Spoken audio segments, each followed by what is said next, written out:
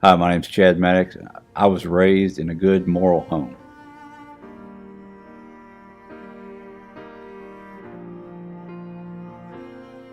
I was raised in a home where we began attending church at a young age.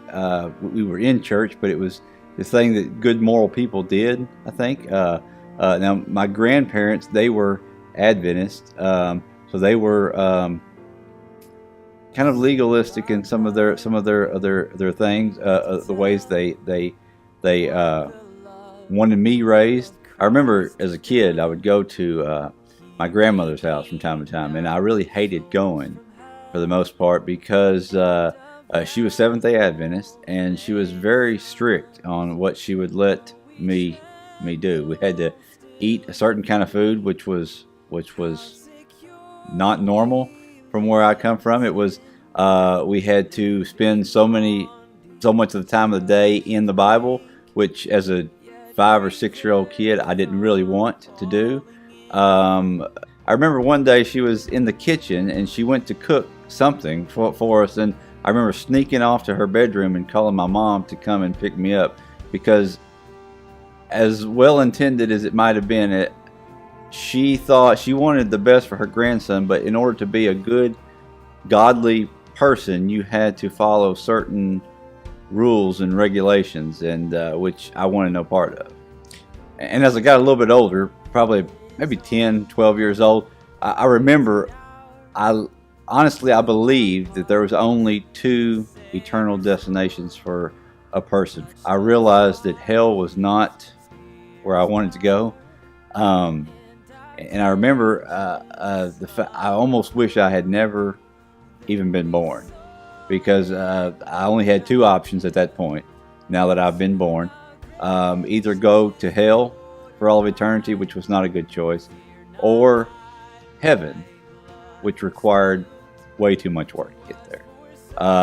You had to follow all kinds of these rules that I didn't want to follow. You had to live a certain way, and you needed to eat a certain way in order to please this God that they had told me about. And I wasn't so sure that at the end of my life, if I had got to heaven, it wouldn't have, I'm not sure that I wanted to be there either, because I'm not so sure that I wanted to be with God.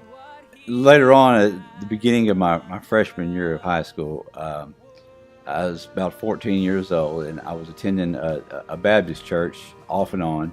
I remember a pastor coming by my house, my parents' home, and I remember me and him sitting alone together in the formal living room and talking about what it meant to be saved. And this meant that you don't have to go to hell. And so he either walked me through the ABCs of salvation or a sinner's prayer. I can't really remember, but it was something to that effect. And I was proclaimed to be saved at that point. I believed that I was saved. I was kind of excited for a couple days even. And I had, instead of having to follow all these rules, I had just been given a get out of hell free card, basically. As years went on, I found myself enjoying sin. However, I wanted to maintain from the outside that I was a good moral person, so I had to learn how to compartmentalize my life. We go to church on Sunday and we act a certain way. We sing songs that I really don't want to sing, and I read the Bible at church only, even though I don't really want to. And then on Friday and Saturday night, I would sin a lot, very liberally, but I would try to be inconspicuous about it so that I could maintain that moral look from the outside, at least among the people that was around me. It was probably around 2010, 2011. The church that I was at, we got a crazy pastor who come in, and he was preaching something foreign to what I had ever heard. Or as I sat under his preaching, I realized that what I had been told before, I had never really heard the gospel. I lived since I was 14 with a false gospel, thinking that I was able to be one thing yet live another way.